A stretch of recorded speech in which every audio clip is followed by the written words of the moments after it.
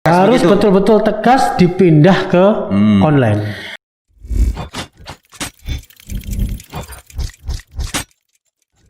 Assalamualaikum warahmatullahi wabarakatuh. Waalaikumsalam warahmatullahi wabarakatuh.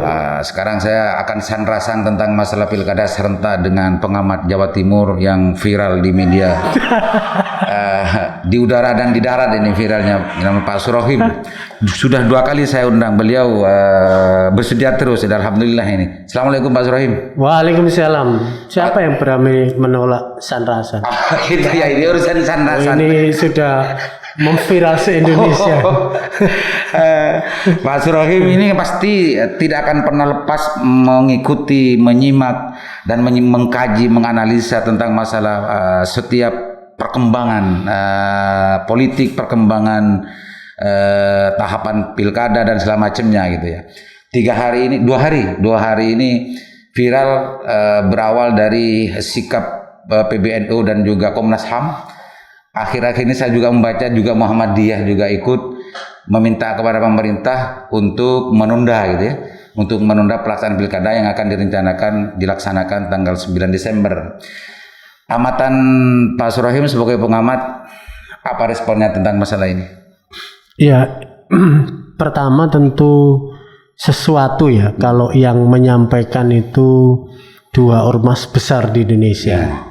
Di sana ada NU, ada Muhammadiyah.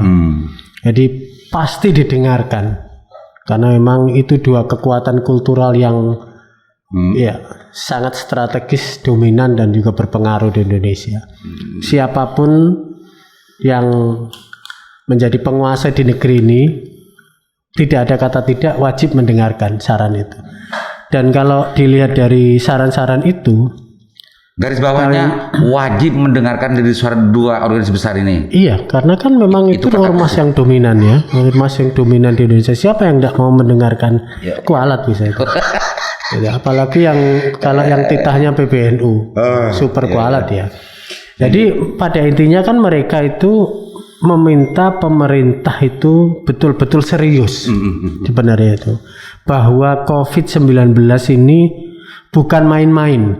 Bukan masalah kaleng-kaleng gitu ya. Bukan kaleng-kalengan, tapi ini sesuatu yang sudah di depan mata, dan kalau sudah bergerak mewabah itu dampaknya luar biasa. Jiwa taruhan dampaknya. Terutama keselamatan masyarakat itu. Karena itu sebenarnya substansi yang bisa dibaca dari apa yang disampaikan baik oleh PBNU maupun pemerintah itu adalah lek kon nekat, lek kamu masih nekat pemilu, maka tolong itu super hati-hati soal keselamatan warga. Wah, ini kalau pengamat ini tafsirnya seperti kalau tafsir umum itu nggak begitu Pak. Ini hasil analisanya. Cuman persoalannya itu kalau melihat kemarin pendaftaran itu, rasa-rasanya kok memang begitu ya akan terjadi ya. Kayaknya itu apa bisa ya, tapi kalau melihat warning seperti ini mestinya semua pihak ya, penyelenggara khususnya KPU, Bawaslu memang tidak boleh guyon lagi ya, maksudnya tidak boleh tidak serius, wajib serius. Tidak ada lagi yang namanya penumpukan massa, tidak ada lagi potensi untuk mengumpulkan massa. Menurut teorinya epidemiolog itu, ketika ada 100 orang sekarang ngumpul, itu bisa dipastikan sebagian besar di antara orang itu terpapar. 100 itu pasti ada yang terpapar. Itu secara ilmu dan teori epidemiologi. Ilmiah ini nggak ngarang kan? Artinya apa? Dia harus dihindari supaya tidak terjadi kerumunan 100 orang gitu. Nah, ini yang menarik bukan di sininya. Menarik tafsir dari Pak Surohim sebagai pengamat ini luar biasa. Orang awam itu justru menangkap dan bahwa apa yang dilakukan oleh PBNU itu betul-betul minta kepada pemerintah untuk penundaan. Tapi kalau ini masuk ke pikiran pengamat, ini justru PBNU minta keseriusan pemerintah untuk penanganan COVID, kan gini barusan yang saya tangkap. Iya. Ini luar biasa. Karena saya termasuk yang sudah tahu alasannya pemerintah ya. Gitu. Sebagai jalan tengah waktu itu. Jadi resiko pemilu diundur itu kan sebenarnya cuma satu. Andaikan vaksin untuk COVID itu clear, ketemu itu gitu ya. pasti situasinya sudah fix, sudah pasti. Tapi persoalannya kan vaksin ini belum. Sampai 2001 pun kalau kemudian uji tahap 3 itu selesai, sampai akhir tahun baru selesai produksi, dan itu pun katanya masih belum mampu menjangkau separuh warga Indonesia yang bisa divaksin itu. Artinya apa? Kemungkinan besar 2022. Itu kalau cepat. Nah, ketika kemudian pemilu diundur dari 2000 ke 2001 ke 2002. Ketika semua ini belum ada kejelasan, kan juga repot. Repotnya di suksesi kepemerintahan daerah maksudnya? Ya banyak faktor. Satu, kalau ini ditunda lagi, nanti kita akan menghadapi pilkada serentak, gitu. Berarti jangan-jangan nanti cuma 2 tahun orang jabat kontes itu, kan kasihan orang habis banyak, jabatnya cuma 2 tahun, nanti tidak ada yang minat ikut pilkada. 2, kalau kemudian ini diperpanjang harus ada PJ. Kalau PJ berarti tidak punya full power untuk penanganan COVID. Ya, artinya Pak Surohim memaklumi terhadap alasan pemerintah yang bersikeras untuk melanjutkan pilkada serentak ini. Pesan moral PBNU dan Muhammadiyah itu saya pikir adalah wajib hati-hati untuk protokol kesehatan. Harus serius gitu ya. Harus serius. Jadi, untuk protokol kesehatan. Makosidus syar'inya PB. Ke sana ini. Supaya kemudian ada jaminan tidak ada klaster baru, tidak ada penambahan COVID baru, orang yang terpapar itu. Karena semua sudah orang dibicarakan ahli epidemiologi soal itu ya. Nah, ini menariknya gini ya, perlu saya dalami menariknya ini. Karena orang awam, orang umum mendengarkan dan membaca terhadap pernyataan sikap PBNU terhadap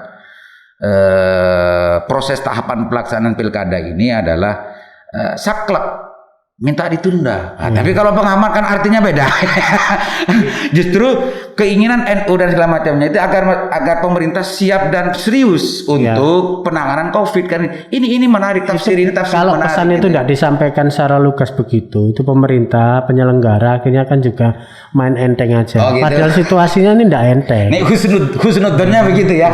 Terus yang kedua begini Pak Surohim, kalau saya baca secara teliti dan saya analisa, ini bukan analisanya pengamat, analisa host di sebuah program ini.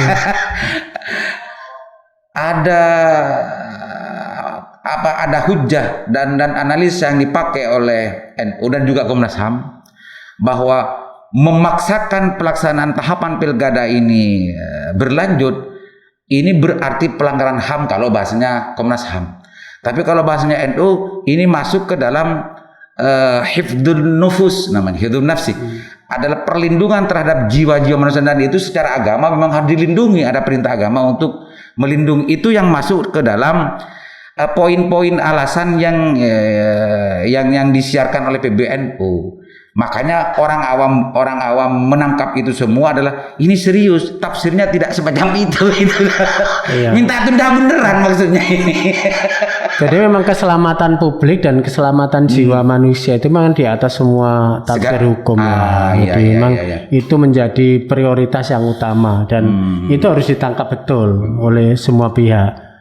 Apalagi kalau sudah yang ngomong PBNU, yang ngomong PP Muhammadiyah, itu sudah secara legitimasi, itu tidak ada tendensi apa kecuali kepentingan untuk menyelamatkan publik itu. Ketoh mereka kan bukan partai politik. Jadi sebenarnya itu saya pasti baik istana, penyelenggara maupun semuanya mendengar. Sehingga kalau sekarang pemerintah penyelenggara memutuskan untuk tetap melanjutkan tahapan, maka tolong dibuatkan regulasi fungsional yang betul-betul bisa menjamin prokes itu clear, itu bisa 0, supaya kemudian kegalauan banyak pihak terkait dengan pemilu ini akan melahirkan klaster baru itu sudah sejak awal hati-hati. Karena apa? Karena masa pendaftaran saja sudah begitu. 64 ya, dalam catatan saya ada 243 pelanggar prokes. Ada 64 calon yang positif. Nah itu. Jadi sebenarnya kan di sana itu berarti ada kelemahan ya dalam regulasi teknis mengatur soal itu. Artinya apa? Orang tidak boleh berkerumun, membawa massa. Lalu kemudian harus ada protokol kesehatan yang ketat ketika di KPU. Nah semuanya itu kan apa ya? Kalau seolah-olah itu indah saja di kertas, kalau tapi aturannya tidak ada penegakan hukumnya. Kalau aturannya ya tadi malam saya sempat bincang rasan dengan KPU provinsi dan juga Bawaslu. Aturannya sebetulnya di PKPU nomor 6 tentang masalah prokes dalam tahapan itu Sudah ada toh? Sudah ada. Iya. Cuma memang ada pengakuan dari Bawaslu dan juga KPU provinsi memang ada apa sempurnaan ya, untuk mau bergerak bagaimana ketika bicara tentang masalah sanksi dan segala macamnya. Di situ memang. Jadi memang di sini ada problem kultural juga, Problem regulasi, ada problem regulasi, ada problem habituasi juga. Ya. Jadi orang merasa bahwa pemilu kali ini dianggap pemilu normal, biasa suasananya, ya toh. Ya. Sementara kan orang lupa bahwa ini pemilu dalam situasi pandemi. Mestinya euforia itu, nah ini kan euforia militansi, apa ini pesta, orang kan menyebut sebagai pesta toh. Pestanya itu bukan di darat, tapi pestanya itu di udara, di virtual gitu. Di virtual. Sehingga kemudian physical distancing terjaga, lalu kemudian prokes terjaga. Mau ada 1.000, 2.000 di Zoom tidak ada masalah. Ya kan? Ya, jadi gimana sekarang menggeser habituasi dari euforia dari pesta di darat offline ini dipindahkan ke online. Gitu loh. Nah, itu kan tidak mudah. Karena begini, orang masih merasa bahwa logika politik itu tidak boleh dikalahkan oleh logika kesehatan. Ya. Jadi kita kemarin paham ya, kenapa paslon itu berbondong-bondong membawa pendukungnya ke pendaftaran. Itu untuk menunjukkan ke publik bahwa ini kini dukungannya solid. Efek pemberitaannya besar. Ada soliditas dukungan. Saling show force ya toh. Begitu. Itu kan persoalan masih mindset lama bahwa euforia politik itu yang terpenting masih di darat. Nah sekarang ini harus diingatkan lagi soal konteks pandemi ini. Silakan euforia, silakan pesta, silakan fanatisme itu dipindah ke udara gitu ke virtual, sehingga kemudian bisa memangkas betul potensi untuk melahirkan klaster baru gitu. Secara tidak langsung Pak Surohim mengiyakan dan memaklumi terhadap alasan pemerintah untuk memaksa bersikeras untuk melanjutkan proses tahapan pilkada ini agar kalau bahasanya Pak Fajrul yang sempat saya dengar dan saya baca di media itu, ini adalah hak konstitusi masyarakat. Ini adalah hak konstitusi masyarakat. Alasan untuk melanjutkan ini adalah itu yang dipakai oleh istana. Pasti maju kena, mundur kena. Nah gitu. Apa yang disuarakan PBNU dan PP Muhammadiyah tidak salah. Karena itu juga hak rakyat kan untuk karena bisa hidup. Faktanya kalau kita melihat pergerakan COVID setiap harinya itu memang mengkhawatirkan. Kalau tidak ada yang mewarning itu loss itu. Artinya begini Pak Surohim, saya melihat. Tapi pemerintah juga harus berhadapan dengan realitas untuk menimbang-nimbang tadi itu. Oh gitu. Alasan kenapa kemudian harus diselenggarakan di 9 Desember itu karena pemerintah juga menimbang-nimbang tentang efek madarat kebaikan dengan tadi. Gini, kalau yang saya dengar itu kan hanya hak konstitusi gitu. Hak konstitusi tanpa ada sebuah penjelasan yang lebih detail. Apa yang dilakukan oleh PBNU dan juga Muhammadiyah serta Komnas HAM itu juga hak konstitusi. Negara harus memberikan jaminan hidup terhadap masyarakat, ya kan begitu. Dalam konteks ini kan kalau dihadap-hadapkan logika ini kan menang di sini sebetulnya.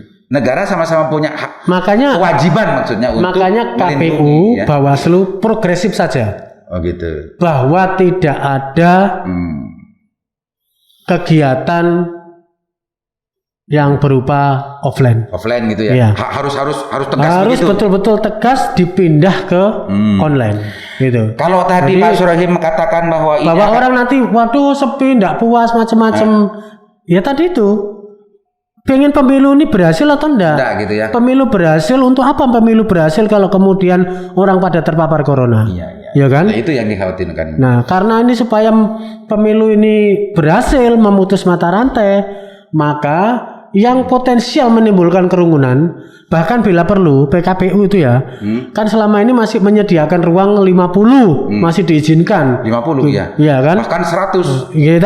Iya. Nah, menurut saya sudahlah, itu progresif aja dihilangkan.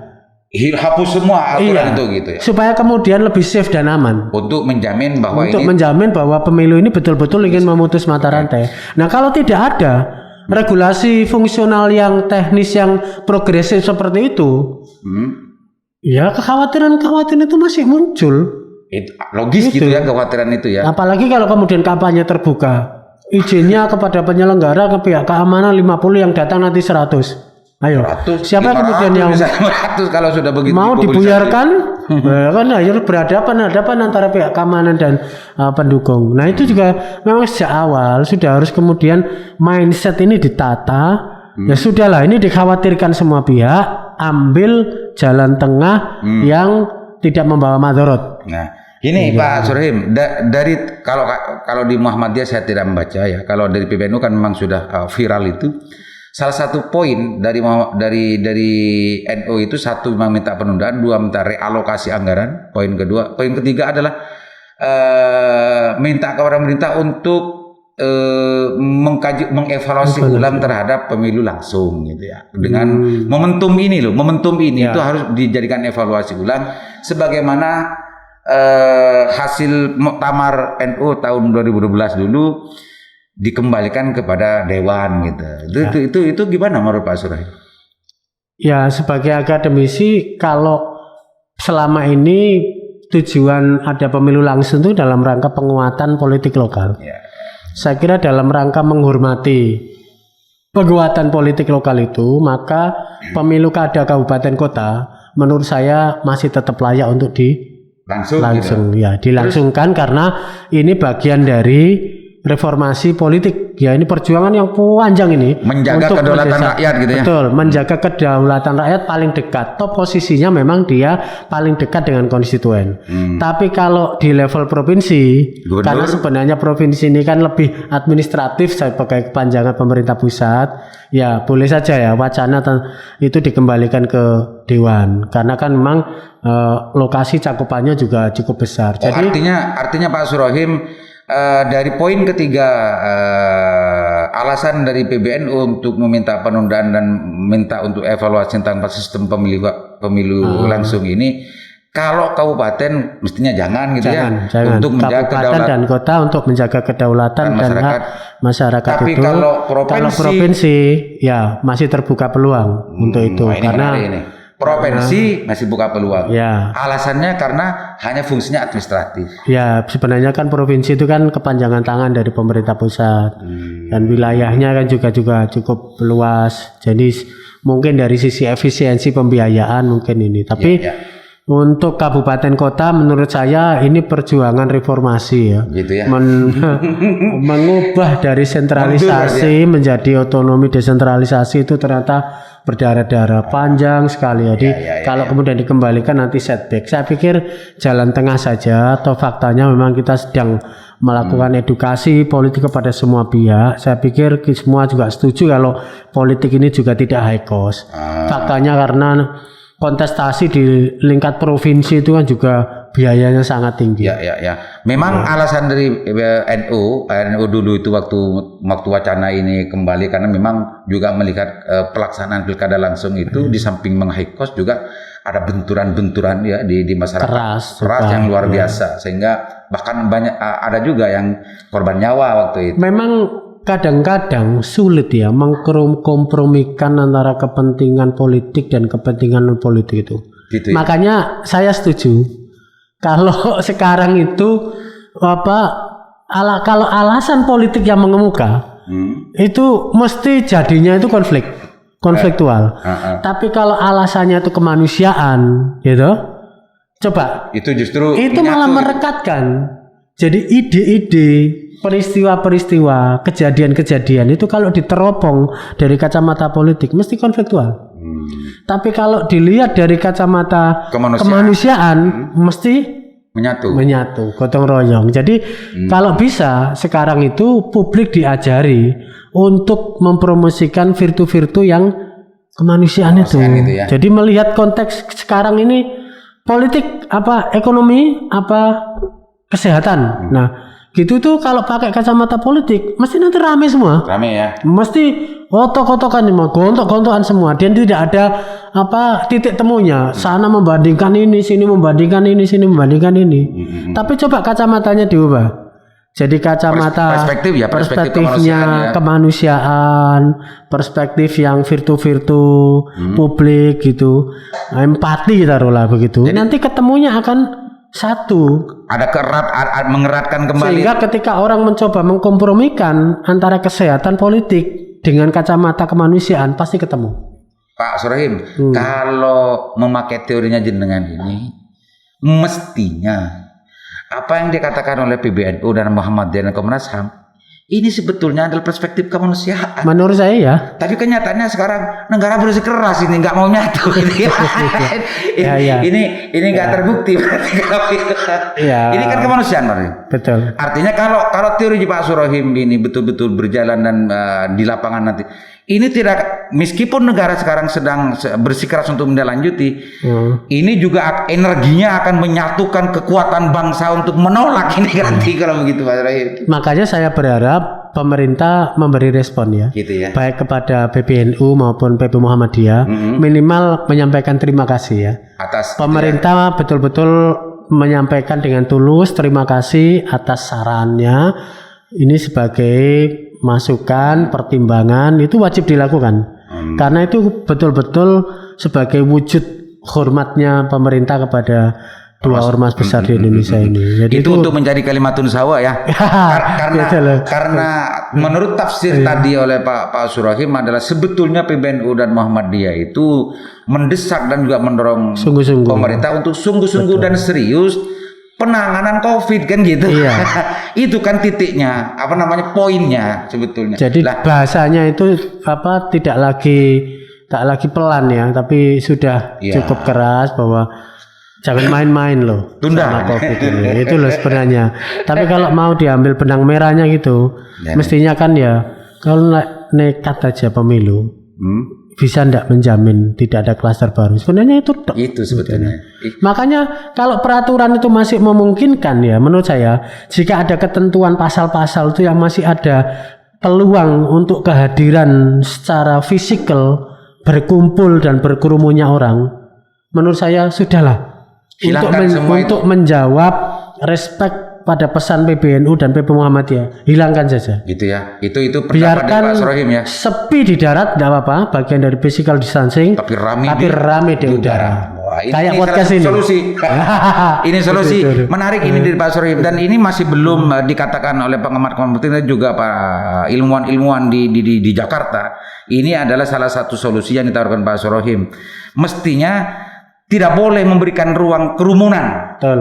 Dan KPU harus tegas itu semua. Hapus semua saja peraturan itu. Rame di udara, sepi di darat gitu ya.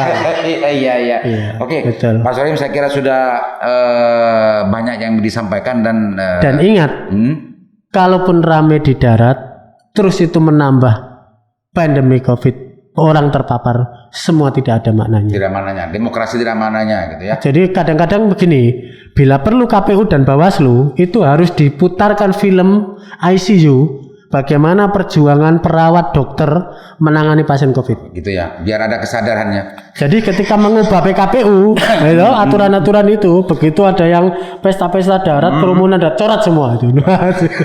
Jadi menarik, ini usulan dari Pak Soreim ini menarik. Hapus semua regulasi yang memberikan ruang kerumunan. Betul. Nah, itu kata sederhananya. Terima kasih banyak Pak Soreim. Ini luar biasa. Mudah-mudahan ini juga bermanfaat dan juga didengar oleh para pihak yang di Jakarta. Ya. Meskipun ini disuarakan oleh daerah, ya. Mudah-mudahan didengar dan ini solutif. Apalagi tadi tafsir yang dari PBNU ini luar biasa. Kalau bukan orang analis, bukan orang yang ini nggak bakal menemukan makna semacam itu. Ini Pak Soreim yang menemukan makna itu. Oke, demikian dari saya. Barangkali masih ada yang mau disampaikan. Pak Soreim? Ya, sebagai masyarakat tentu kami semua ingin menyampaikan terima kasih pada PBNU dan PP Muhammadiyah sudah menyuarakan apa yang selama ini menjadi kekhawatiran masyarakat dan mohon bisa ditangkap oleh pemerintah. Jikalau pemilu tetap jalan, maka tidak ada cara lain untuk menghormati PBNU dan PP Muhammadiyah adalah prokes itu ditegakkan secara serius, sungguh-sungguh sehingga 0% pilkada tidak menjadi klaster baru. Yang lebih tegas lagi adalah hapus semua lokasi yang memberikan ruang Ya, untuk berkerumun. Jangan kasih peluang untuk berkerumun. Oke, terima kasih banyak Pak Soreim atas kehadirannya. Saya melihat Pak Soreim ini sibuk karena memang menghormati sandasan, meluangkan waktu kesibukannya datang ke sini dan itu sebuah kehormatan buat saya. Katanya gini kalau podcast itu, jangan lupa subscribe, gitu ya. share and follow. Share and like gitu ya. Like, share and follow. Terima kasih banyak Pak Soreim. Sama-sama. Mudah-mudahan bermanfaat pada semuanya. Assalamualaikum warahmatullahi wabarakatuh. Waalaikumsalam warahmatullahi wabarakatuh.